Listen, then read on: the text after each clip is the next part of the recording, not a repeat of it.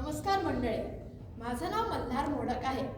इथे आलेल्या सर्व प्रेक्षकांना आणि परीक्षकांचे माझे मनापासून स्वागत. थोडं माझ्याबद्दल. मी आत्ता हायस्कूलला 10वीत आहे आणि हेनरी वाईसवुडला जातो आणि पार्शियल IB प्रोग्राममध्ये आहे.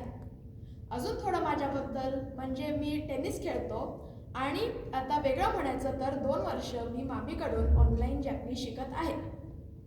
तर मंडळी, माझा आजचा विषय आहे संवादाचे महत्त्व. तुम्हाला आठवतच असेल की 2020 साली करोना व्हायरस सुरू झाला.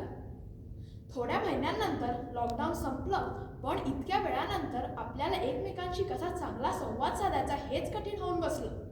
लहान मुलं तर कॉम्प्युटरवरतीच शाळा घेत होते इतका वेळ. हळूहळू आपल्याला संवादाचे महत्त्व कमी कमी दिसू लागले.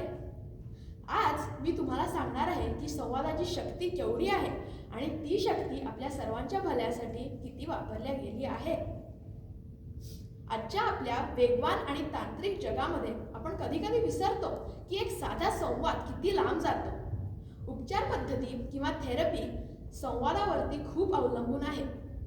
उपचार तज्ज्ञ किंवा थेरपिस्ट त्यांच्या पेशंटशी त्यांच्या आयुष्याबद्दल आणि त्यांच्या अडचणींबद्दल संवाद साधतात, म्हणजे त्या पेशंटच्या मानसिक आरोग्याला एक सुरक्षित जागा मिळते. पुढे आपण बघितलं तर हजारो वर्षांपूर्वीचा जागतिक इतिहास बघताना सर्व धर्मातील पवित्र ग्रंथ कसे निर्माण झाले हे माहीत असेलच. पूर्वीच्या काळी देवांच्या कथा तोंडी पिढ्यानपिढ्या भाषेद्वारे पार केल्या जात होत्या. अर्थातच भजन, कीर्तन आणि प्रवचनातून.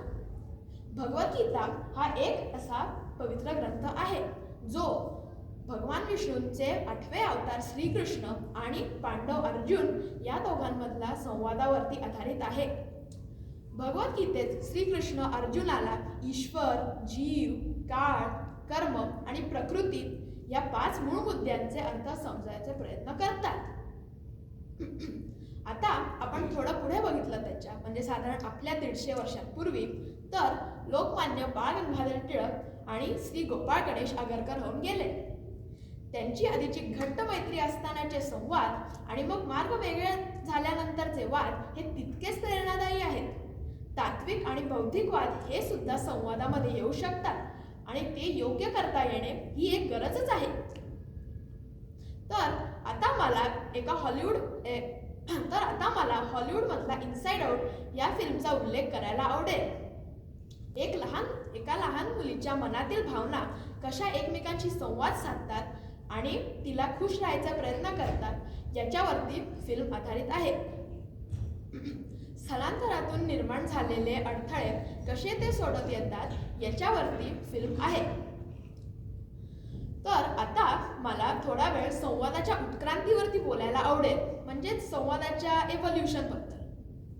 आपल्या साध्या बोलीभाषेपासून लिखित पत्रे आले, त्यानंतर टेलिग्रॅम्स किंवा तार आले आणि त्याच्यानंतर तर टेलिफोन्सनी आपल्या प्रियजनांशी संवाद साधणे अजूनच सोपे केले आणि आता तर फेसटाईम आणि व्हॉट्सॲपच्या व्हिडिओ कॉलमुळे संवादामध्ये क्रांतीच झाली आहे. आता आपण कुठेही असलो जगात, लंडन, पॅरिस, ॲम्स्टरडॅम, कुठेही, तरी पण आपण थोड्या क्लिक्समधून समोरासमोर कोणाशीही संवाद साधू शकतो. आपल्या बऱ्याच जणांची कुटुंबे भारतात राहतात. तुम्ही विचार करा की जर व्हिडिओ कॉल किंवा साधा फोन कॉल नसला असता तर आपण त्यांच्याशी शेवटचा कधी संवाद साधला असता. एक जुनी इंग्रजीमधली म्हण आहे, speech is silver but silence is golden. आपल्या बदललेल्या काळानुसार मला ह्या म्हणीची पुनर्रचना करायला आवडेल, म्हणजेच silence is silver but speech और कॉन्व्हर्सेशन्स आर गोल्डन. धन्यवाद.